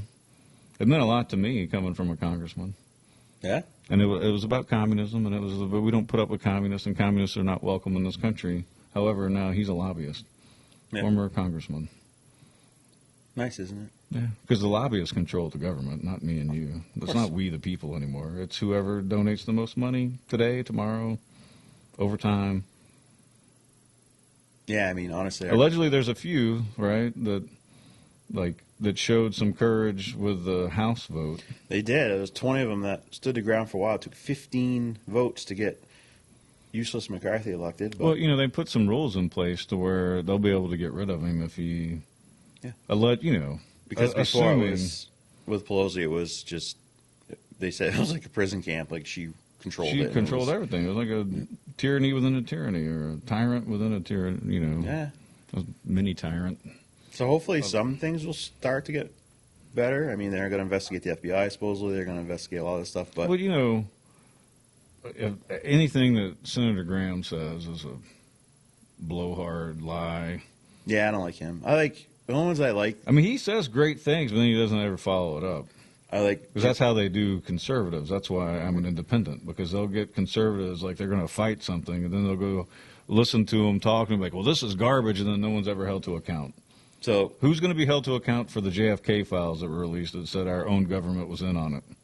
that we've said for years, we're conspiracy people. Though. That's where the term was coined, allegedly. I don't know. I always thought it was with Area 51, but people have been saying it was after Kennedy's assassination. But anyway, conspiracy theorists is a way to discredit somebody without Right. listening to them. Even though now you're right, you're like, how many things, Steve, that we've talked about in the last 3 years has come to fruition to be like, we were right, we were right, we were right. I know the news is like 2 years behind us because Right. Yeah. we went on to Substack. Hunter and Biden's started- laptop, like, we it's started not reading- true, it's not true. And then all of a sudden, oh, yeah, it's true. And actually, the FBI, like, paid someone the, you know. Bill Barr had it Like- under Trump's administration. Yes. So again, treason, treason, treason, treason. who can you trust? Yourself. And here's the thing, like, yeah. Can you right. trust your local government? Are they going to do the right thing? Are they going to get involved with petty politics? We'll get to that. Or are we going to have One time second. today? Or Yeah, we'll get into it real quick, whatever. So there's only a few guys I like in Washington, and they're usually the ones that stand out. I like Jim Jordan because he stands out. oh, Jacketless Jim? Yeah. I like Chip Roy. He's been saying some I pretty really like American, old school American things. Like, There's one from Louisiana. I just don't remember his name. I like him, I think, because I like the way he talks, and he's a Southern boy. Like, same thing, though. Same, like, genuine, you know. But there's not many of them. You know what's funny is I watch Jimmy Dore. You know, he has a pretty good show. He's a liberal. I disagree with him on socialized medicine. Right. I disagree with him on a lot of different things, but he seems to be fair, right? So he has his position. I could argue with him, and we would probably still disagree with each other about socialized health care.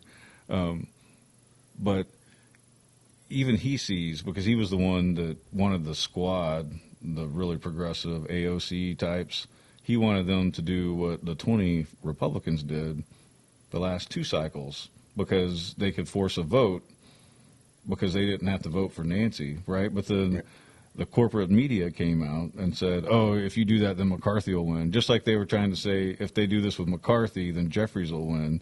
And obviously the Republicans were like, yeah, we know the rules of the House. It's got to be You need 218 votes. So like it doesn't matter. Like if you thought Republicans were going to vote for Hakeem Jeffries, then they're not really Republicans. And if you thought Democrats were going to vote for McCarthy, then they're not really Democrats. Or the Democrats and Republicans are not really that far apart. well, they're not. It's a big party down there anyway, of course. But there's only a few of them. So like that Lauren, starts with B.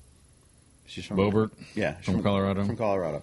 Like, and then Matt Gates, Gates, from which Florida. I don't really care for. He's kind of weird. There was a picture of him at the White House 3 or 4 years ago where he was like laying on a couch. He was very He's kind of like, you know what I mean? Like, it's kind of cool, I guess, that you're in the White House or whatever, but I was not impressed with that, and so I've kind of weird, but I'm not a big. but there's only 20. I'm not really a big fan of politicians in general. Chip No. Roy, on the other hand, and Lauren Boebert have given some good speeches Yes. that I kind of agree with. Like that. with the did you see Roy? Did you send me that clip? Roy and Nadler, where Nadler was like, yes. "You mean against our own Yes. troops?" He's like, "If they're not following the Constitution, that's what it's for." Yeah, talking about second. You know, I mean, yeah, I'm summarizing, obviously, but Nadler was like, "What do you mean?" Like, yeah. Penguin ass mother. That guy, just an embarrassment. Like if Balmer. I don't understand. Like I get to this all the time. Like I come back to it anytime we start talking about this. Like how do these people have friends? Their friends have all got to be corrupt garbage, right? Because like if you did something wrong and I found out about it, I would say, Tim, what's going on here? And then you could either engage with me or you could be like, life's tough, man. F it. And then I'd be like, well, maybe we don't need to be friends because that goes against my morals and values. Right. If you have FBI agents and you know that they're part of the 100 or 80 that were actively censoring citizens because of whatever reason, because it's so clear that the information flows so that you can either prove your argument or you disprove the other person's argument, or both. It just agitates me how they have friends and they can operate in society knowing that they're garbage traitors. Because you're a traitor if you're censoring your own people. If you're a police officer and you're going out and arresting someone on a beach because of COVID, you're a traitor. That person is sitting on a beach and you're out there and you think it's okay to arrest them for sitting on the beach by themselves. Do you remember when that first happened with COVID? Like, how does that police officer have friends? How does he or she go home at night and people are like, hey, come over and have a beer with me because I like the way that you arrested that person on the beach today, or I like the way that you arrested that person who walked into Walgreens and refused to put a mask on because he watched 5 people in front of him pick up masks and drop them back into the box, and he was like, well, there's no point. Now I'm going to get all their diseases on my face, and I don't want to breathe it in. And you're going to arrest them? You're going to act like you're in charge? You ever watch these videos of some of these cops? Some of these cops need a check. They need to check on who they work for because they work for us. And if they approach talking to citizens, now, granted, sometimes there's obviously intense situations where they can't. But I'm talking about these weak-ass, penny-ass arrests over... Well, did you see Ashley Babbitt's mom get arrested for jaywalking? Yeah, that was on purpose. Of course it is. They probably were following her the whole way and just looking for one reason. Right. Just to punish us because they want to scare... They murdered her daughter, so, like... They want to scare everybody to not protest the government. Yes. When the Constitution is written that the government should be scared of its citizens, that we have a duty and a responsibility to change the government whenever it steps out of line. The government has been stepping out of line, if you haven't figured that out yet. For a My own while. personal opinion, but you can go out there and read it. And if you think that it's okay, then I guess we'll disagree. But I believe in what I was taught as a child, that anybody has a chance in this country based on hard work, morals, character, I just wonder, like, and luck and timing has something to do with it too. I mean, sometimes it stinks. You might work hard and you never get ahead. But I just look at, like, not that I care per se, but, like, what do other countries think about the United States at this point? Like, you'd almost be embarrassed to go to another country and be like, oh, where are you from? Like, oh, from the United States. Because they'd probably, like, mock you, like, you guys are a bunch of idiots. Yeah. You're letting your country be destroyed right in front of your eyes. You're doing nothing about it. And you act like you're all big and free and all this. And there's no you're freedom. nothing. There's not much freedom in this country. You and I have to even watch what we say on this show because YouTube will cancel us, which it's fine, but not a lot of people have access to Rumble. Right. You know what I mean? Like, I don't have the Rumble app on my TV. Yeah. Do you? So that's why we kind of watch what we say. It's kind of like, it's like being forced to take something to continue to do your job even though you don't want to do it. It's like an uninformed consent here. Like, we can't say fully what we want to say because we might make the 80 to 100 FBI agents that may come across this. Not that they will, but you never know. I just, as a guy who dedicated his life to this country, it's disheartening. Yeah. It's disheartening for a number of people that have no clue what it means to be an American. The number of people that don't participate, that allow garbage to occur, knowing deep down that it's wrong, because if we say something, then someone's going to call us a racist, misogynist, sexist, anti-whatever. Right. And it's like, I'm anti-communist. You can do what you want. Don't mess with my kids. Like, you're not in charge of my kids, and you're not in charge of me. We're all in charge of you. Now, we may lose a vote, and then I might have to suck it up for a while because that's part of the social contract. But if the votes are rigged, then we're not losing a vote. The votes are rigged, and we've already lost. Both sides have lost. You might get lucky every once in a while, and they'll pass something on your side, but... Like Carrie Lake losing in Arizona. Yeah, Another politician that was in a didn't show basement up like to Biden. a debate, can't complete sentences. She's a more like And is the Attorney General of the state. Secretary Secretary of of State. So she Oversees elections. oversaw the election. She got the results illegally before the judge, so she could check them, or her office could check them. There's just so many things out there, and there's a lot of people who'd be like, "Yeah, I agree with you," but like, there's no consensus about. But if you're going to lose, like, if you know what, if I'm wrong at the end of the day and I'm going to lose an argument, or I'm going to lose a vote, or I'm going to lose whatever, and I'm wrong, that's fine. As long as I lose fair and square, and I rightfully got voted in or out based on actual people, then that's the system working. But if you have drop boxes and you have people dropping off if it's ballots in rigged. the middle of the night, if it's rigged against you, that's not okay. Yeah, it disenfranchises you, and it makes Yes. you unhappy. It makes you not like your situation. So granted, in the grand scheme of things, whatever like the federal government's doing today is not affecting me and you. Right. But it's in our head because deep down we know that it's going to continue to get worse if we don't fix something. And I don't even know if it's even fixable at this point without doing a complete reset. But now, like, think about it. Like, we think about the things we say on the show usually for, like, we don't just say 100% what we feel because we're worried about, okay, YouTube will drop, censor us or whatever. Or we'll get Or we'll- mistaken because we're on the board. Right. And, Or we'll get a visit from the FBI, right? I mean, possibly. which never should become on our minds ever in America. You could say anything as long as you're not threatening someone directly. Yeah. Then there's nothing you can't say. No matter how bad it is, it doesn't matter. How detestable it may Yes. seem. You have a right in this country to say it.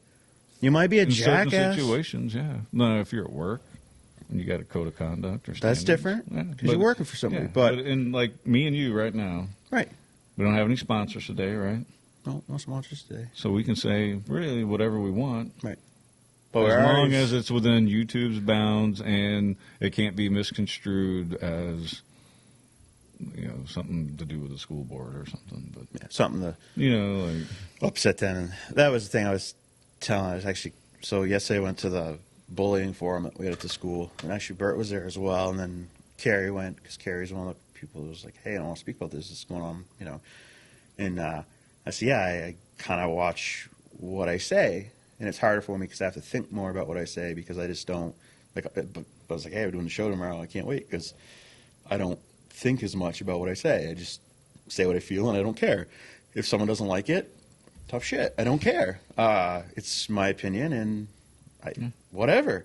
So, but at the school office, it's different because, I have to be more respectful just because it's me, right? I don't have to. I can do whatever the hell I want. Yeah, you can. But that's not me. I don't want to. I want to respect everyone's feelings or whatever. And, which the outcome, like the bullying thing, it was good. It was probably 20 people in the room, I guess. So, and for being 4 o'clock, 4 to 6, it was pretty good. I didn't say a lot, or I didn't really say anything. It just introduced who I was when we went through the line. And I listened, took notes mentally for sure, because there's things I definitely want to be like, I need to know about this. There's certain things I was, what the hell's going on? But at the same time, it's like, okay, now if you want to look at the bullying, which happens everywhere, it's not just Newport, everywhere. Probably 50% of it's not really bullying. It's just kids being an asshole, and you just got to suck it up. And then there's some of it's bullying, right? And then, but it's hard because you got to meet the legal definition of bullying, and there's so much to it. And so when you think the school's not doing anything, well, and I also sat there too with a sad feeling inside. I was like, these kids can't be learning a damn thing because half the administrators are focusing on this stuff. Well, yeah. And not being able to even focus on the education of the kids. And I just... Well, that's the problem. Like with any organization, 20% are like dead weight, cause problems. 40% exist and go through the motions, and then 20% do all the work. Probably similar in school. You got 20% kids you don't have to worry about. Right. 40% that you want to make sure you keep them on task, on point, because they can veer off easily. And it's hard to do when you got, well, yeah, you got 2 or 3 kids in the classroom that, are causing disruptions and undermining the teacher's ability to teach. Yeah, the thing, it's not an easy job. I respect. No. So, and there's some stuff I saw on Facebook this morning about the school, and I guess the thing I want to say is I have such a different perspective now than I did, because it started out as me and you going to battle the school board over masks and all that, and now that we're on the board, it's crazy because there's so many things that we learn that we can't tell anybody. It's confidential. There's so much that still happens that you don't even know about. So if you think the school's just doing nothing and they're just twiddling their thumbs and collecting a paycheck like that, there couldn't be further from the truth. Some things are more complicated, or most things are more complicated, but it's not as easy to just enact a huge change. Nope, we're going to do this. And so Donna, the superintendent, or interim superintendent, was talking yesterday about some changes that are coming down the road. And so the thing we need to think of is we're way further ahead now than we were a year ago, because we're actually taking steps forward. Before, we were just kind of standing idle or going backwards. We're taking steps forward, but it does take time. And I understand, if it's your kid, you want immediate results, and I want immediate results. But it's a slow-moving barge. It's a slow-moving process, and you just got to bear with it. And the biggest thing I think we've kind of learned from yesterday Well, not just bear with it, but be a part of the process, too. Let us know, let the board know, let so we have administrators know, the principals. So Thursday we have our school board meeting, but there's a budget public hearing beforehand. So this year we're looking at $1.87 increase for taxes for the school. It's extremely vital we get this budget to pass. Reason being, one of the reasons, is a good portion of that increases because right now we have support staff or paraeducators that are literally paid less than you make at McDonald's, and that is not acceptable, but that is not a lie. That is straight up the truth. And it's hard. So we can't find them. We maintain. We're understaffed because we don't have, first of all, any sort of competitive wages whatsoever for that, and I think, what was it, like 17 positions that are empty. No one wants them. Why would I want to do that? I could literally go work at McDonald's, which, I mean, granted, no one really wants to go work at McDonald's. It's not like some dream it's an job. entry-level job. It's an entry-level job, but if McDonald's will pay you an entry-level job wage more than what the responsibility we put on the paras. yeah, of being there with children, and so it's vital that this budget passes. I know with the revals in Newport and everything, like it's a tough year, right? But $1.87 is, I mean, they originally came at us with a crazy budget. It was like $6, and we kind of laughed and like, yeah, we're reworking it because that's never going to happen. Yeah. We won't stand behind it. Yeah, none of us will stand behind it. I can't afford that. So then we kind of originally talked about $250.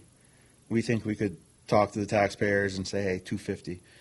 They came back because they were higher at that point and said, hey, we got you to $1.87, $1.89 at that point.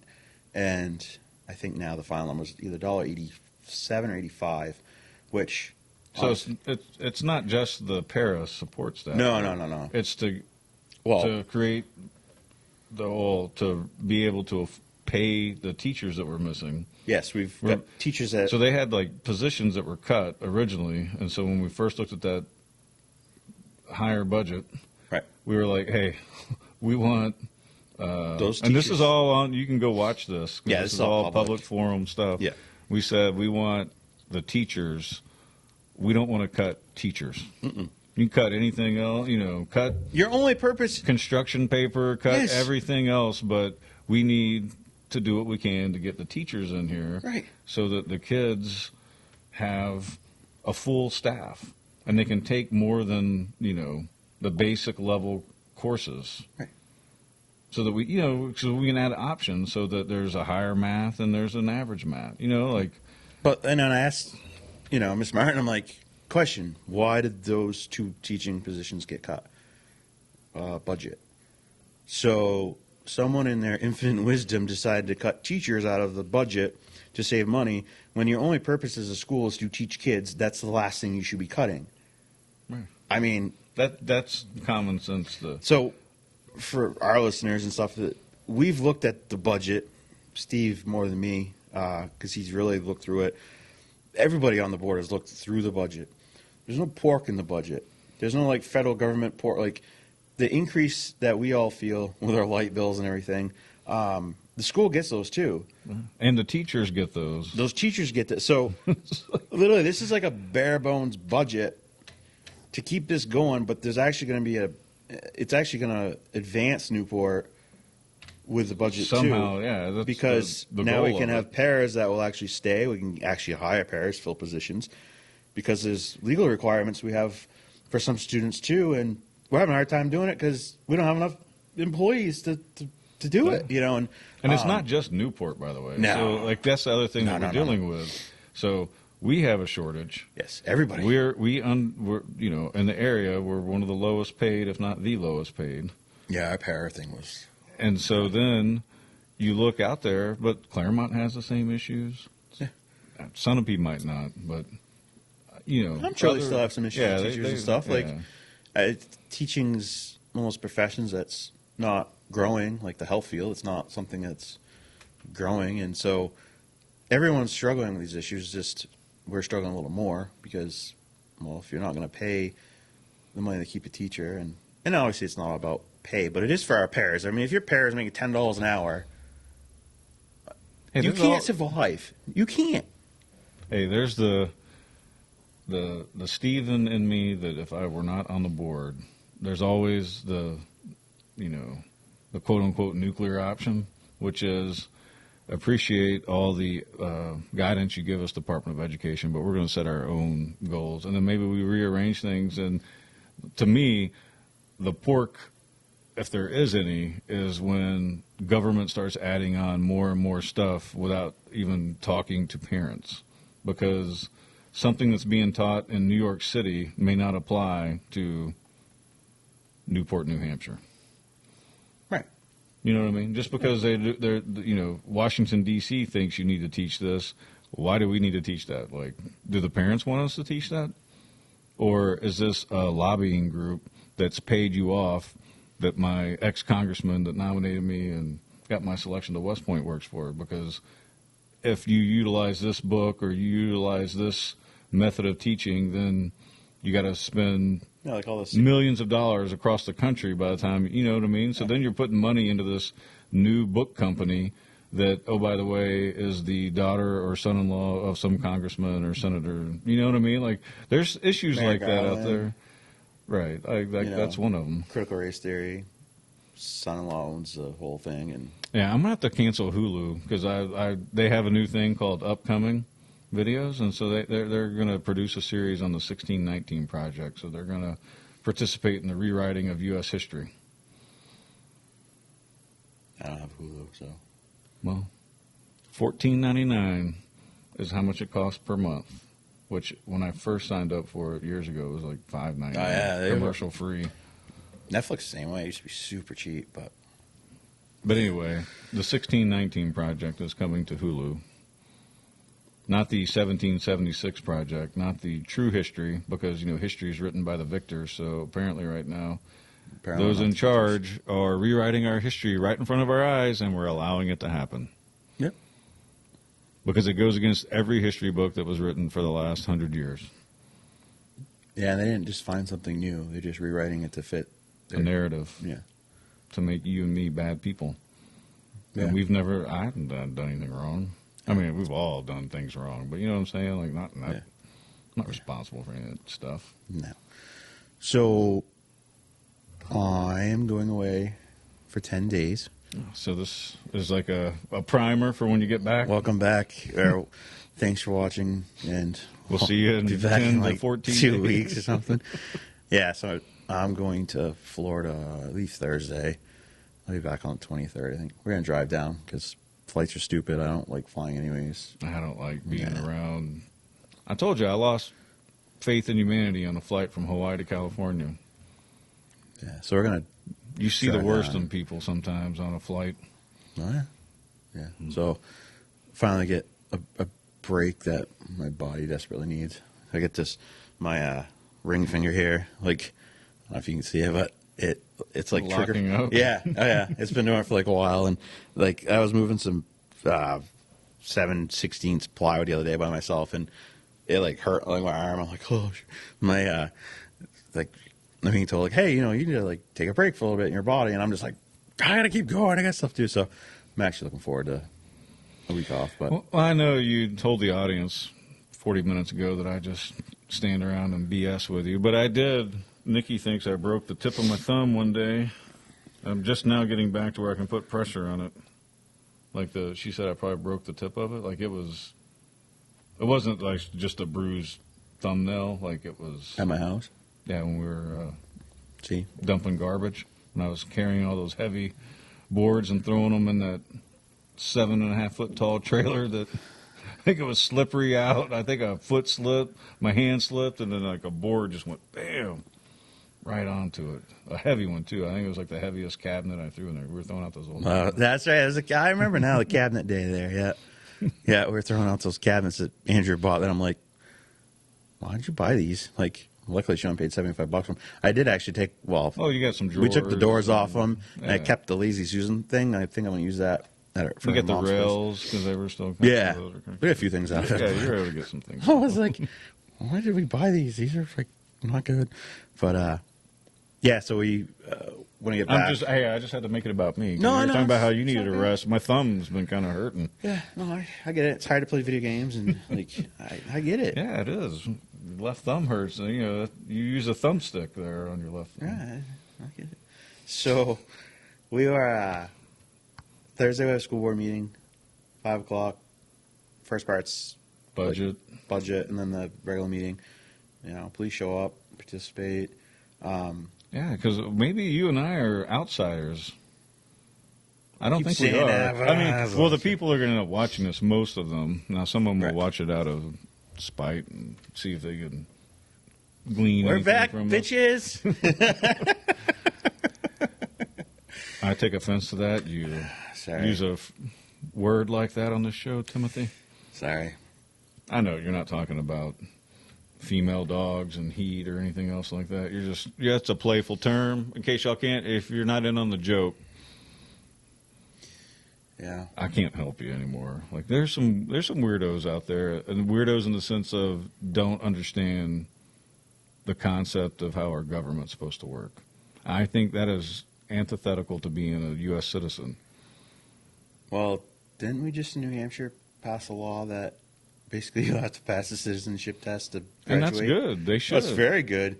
It's very scary in a way because I bet you right now if you gave it to a lot of kids, they're going to... Well, you know, ever since Jay Leno did his On the Street segment, you know, you can still find people because I think, what's his name, on Fox used to do it too for the No Spin Zone. But, you know, they go up and they interview people, and it's so sad and embarrassing that people don't know that Hawaii is a state. They don't know when our country was founded. So we should do I mean, this. these are like recent high school, or even like one guy had a cap and gown on. And, you know, some of this could all be set up and be a satire, but some of them, I think these kids are pretty much clueless. And it's scary. So you know they've been told. That's the other thing is like, oh, yeah. you know that at some point in time in their life they've heard that 1776 is when the Declaration of Independence was written. Right. We should do this, Steve. So this, I'm really putting myself out there. Probably not so much you because you remember stuff so well, but at some point, as part of the show, we should do the citizenship test, and we'll grade it, and we'll see how horrible we are. Yeah, I bet we both miss a few. Oh, I wonder if we can get a copy of it. I'm sure. Yeah, we should do that. Or like a practice test. We should do a practice test and compare. Because it'd be like, "Are you smarter than a fifth grader?" Like that show. Like, yeah, because maybe we're the clueless ones. Maybe we've been taught the wrong history. Maybe we're not a free constitutional republic. maybe. Yeah, right. All right, guys. Thank you for watching. Obviously, the show's a little long. Hope today you made it this far. I'll do some chapters up. It's kind of a slow day. It's cold out, so it's not like I got to get out in the garden immediately upon. Because usually in the summertime and spring, I walk out of here, upload, and go out to the garden. That's my happy place. I hear you. Yeah, no, I'm just. I told Andrew, I was like, I do have to do a few things probably, but I was like, I think I'm just gonna chill like the rest of the week before I leave, because I really need to. Like, I'm just like, and I hate to because I hate once I get out of that like groove. It's hard to get back into it. It's like working out. Yeah, because like when I get back into. Speaking of working out, though, last year, 2022, I lost.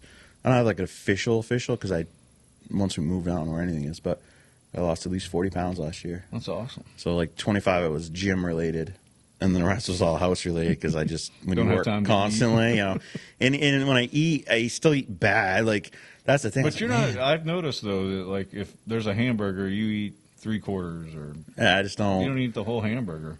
No, I don't eat nearly as much as I used to, which is That's good. good. It's Yeah. good. So that's a positive thing, that's good. We all need to try to get our bodies in better shape and healthier. Yeah, that's on my list of not a resolution, but just Hey, we got that. my weight kind of fluctuated this That year. Sunshine 5K is coming up this spring, or We should try. We should We're gonna really do it try again. to do that Yeah. and actually make sure that I place for my age group, unless Chief Wilmot has gone up in age.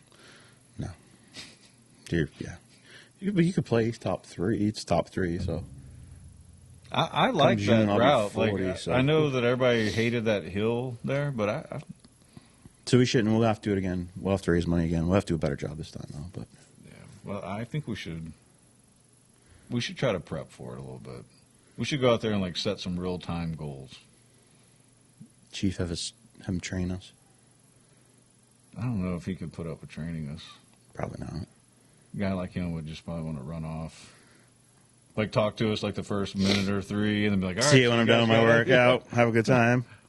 I'll have completed my upper body, lower body, my lunch and dinner. By the time y'all get back from this run, I'll be waiting on you, freshly showered. That would be Chief Wilmot. Yeah. Wilmot. True. All right, guys. Thank you so much for watching, and we'll see you again soon.